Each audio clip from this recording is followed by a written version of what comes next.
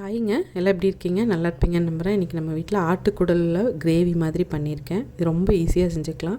அதுக்கு குடல் வாங்கி க்ளீன் பண்ணதுக்கப்புறமா நான் வந்து ஒரு 8 விசில் விட்டு வேக வச்சு எடுத்திருக்கேன். இந்த மாதிரி குடல் வெந்திருக்கணும், அப்போ தான் சாஃப்டாக இருக்கும். அதுக்கு வந்து வேக வைக்கிறப்போ கல்லுப்பு, மஞ்சத்தூள், இஞ்சி பூண்டு பேஸ்ட் போட்டிருக்கேன். அப்போ தான் கவிச்சி வாசம் இல்லாமல் வெந்து வரும். அது வெந்ததுக்கப்புறமா தனியாக எடுத்து வச்சுட்டு ஒரு கடாயில் தேங்காய் எண்ணெய் விட்டுருக்கேன். ஒரு 3 ஸ்பூனுக்கு தேங்காய் எண்ணெய், கொஞ்சம் சோம்பு, கொஞ்சம் கடுகு, ஒரு பட்டை, ஒரு கிராம்பு, ஒரு பிரிஞ்சி இலை மட்டும்தான் போட்டிருக்கேன். இது கூட ஒரு 3 மீடியம் சைஸ் பெரிய வெங்காயம் தான் எடுத்திருக்கேன். ஒரு 3 காஞ்ச மிளகாய், வரமிளகாய் கிள்ளி போட்டிருக்கேன்.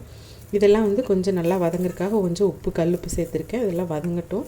கண்ணாடி பதம் வந்தால் போதும், நம்மளுக்கு கோல்டன் ப்ரௌனெல்லாம் வர வேண்டாம் வெங்காயம்.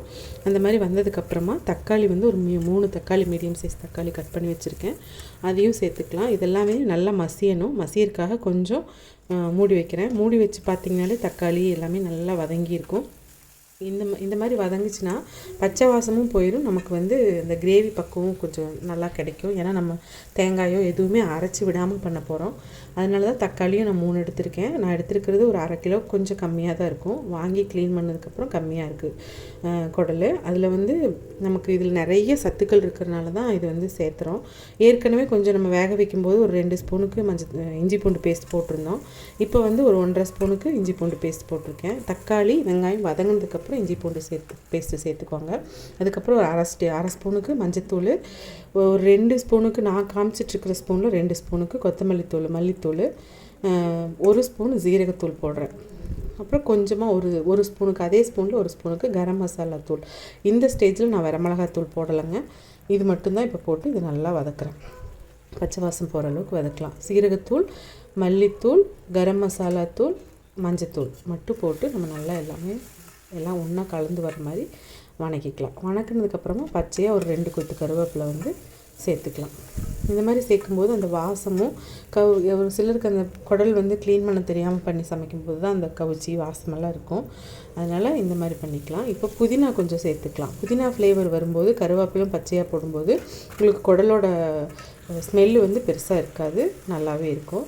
இப்போ நம்ம வேக வச்சு எடுத்து வச்சுருந்தோம் இல்லையா, அந்த குடலை சேர்த்துக்கலாம். குடல் வந்து எனக்கு வந்து 8 விசிலுக்கே நல்லா வெந்திருக்கு.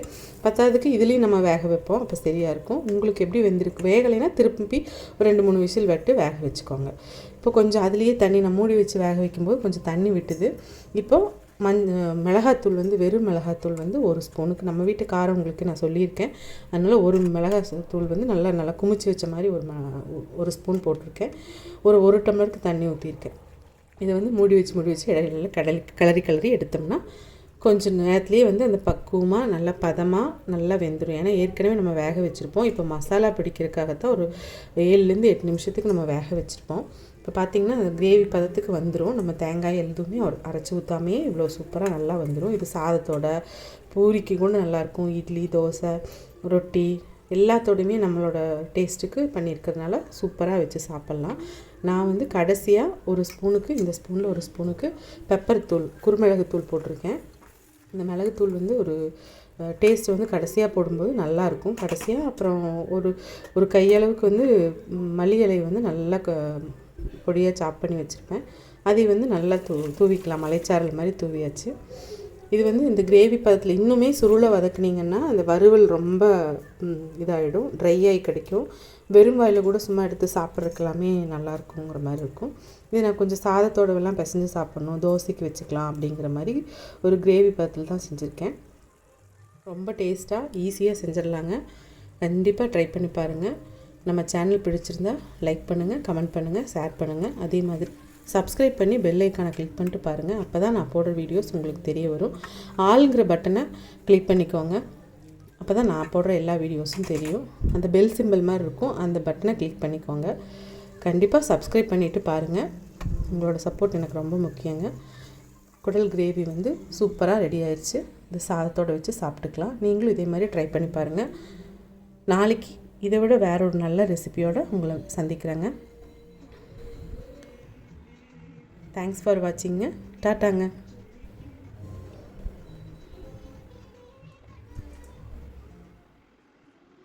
பாருங்கள், அருமையாக இருக்கா?